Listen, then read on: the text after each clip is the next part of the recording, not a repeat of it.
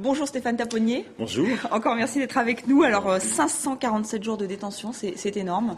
C'est long. Et c'est très long, oui. C'est très très long. C'est 547 jours d'enfermement, 547 jours dans une pièce. Même si on changeait de maison assez souvent, le temps paraît très long. Et c'est 547 jours et 547 nuits aussi. Et on était vraiment inquiets pour vous. C'est vrai qu'on vous citait tous les jours dans nos journaux, sur TV5 Monde, mais aussi dans les différents médias français. Et là, on se dit, mais c'est vrai qu'entre cette vie qui a été très difficile quand même, enfermée, et là, ce tumulte que vous êtes en train de vivre, on se rappelle ce retour très médiatique, votre accueil triomphal à France Télévisions.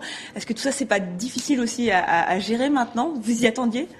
Non, on s'y attendait pas. On savait qu'il y avait une mobilisation pour nous, mais on pensait une mobilisation de confrères. La profession sait se rassembler sur ces genres de problèmes, mais de voir tous ces gens qui nous ont soutenus, bien sûr, ça fait chaud au cœur. Chaud au cœur, et c'est très déstabilisant, par contre.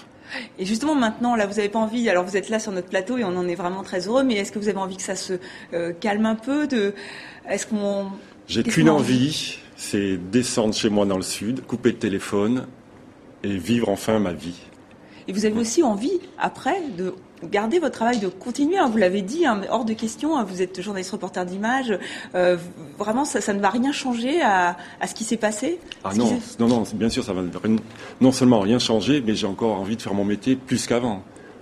Et on a hâte de voir ce que vous allez faire. Alors juste pour revenir sur ces conditions, parce qu'on pouvait être surpris, c'est vrai que vous avez l'air bien, vous avez l'air en forme physiquement, mentalement, parce que les conditions étaient difficiles, mais parce que les Afghans, les talibans qui vous avaient retenus n'étaient pas des extrémistes, ils vous ont laissé une certaine marge de manœuvre?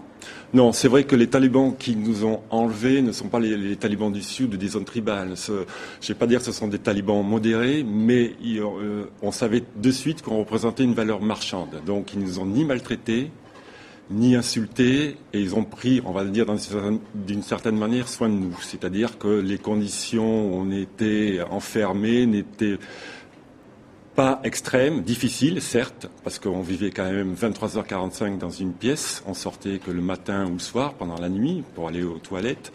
On mangeait très très peu, mais je vous dis, il n'y a pas eu de maltraitance. Mais on vous l'a posé 100 fois cette question, mais comment vous avez fait pour tenir ? Dès le début, déjà, on a un caractère assez fort avec Hervé. Hervé qui a été magnifique. On s'est tenu les coudes très fermement et on s'est dit, on ne lâche pas. On ne lâche pas, on essaie de garder le moral. Bon, certains jours, bien sûr, ça n'a pas été le cas, mais on a été souvent ensemble.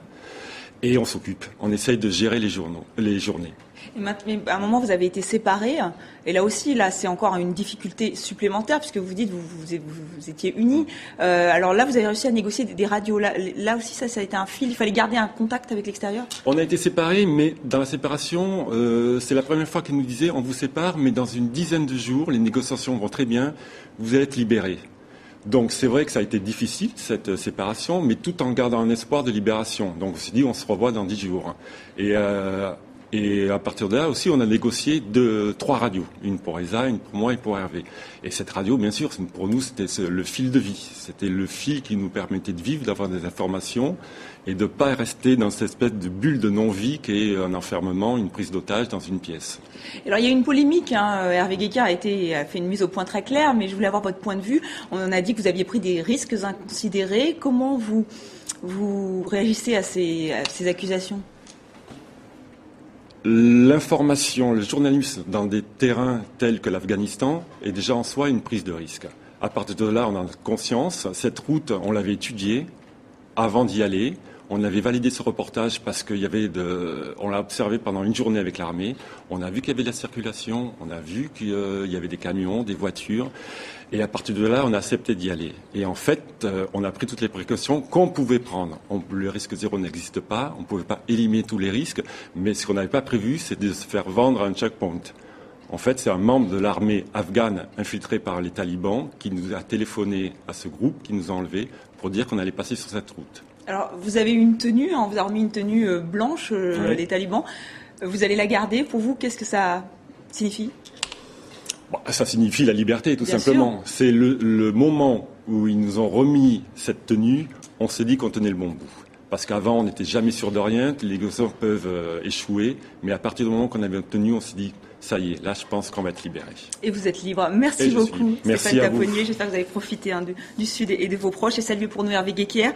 Et on espère vous revoir très vite, mais pour des reportages cette fois. Merci beaucoup d'être venu sur le plateau de TV5 Monde. Et bien sûr, nous avons une pensée pour toutes les personnes qui sont retenues en otage dans le monde aujourd'hui.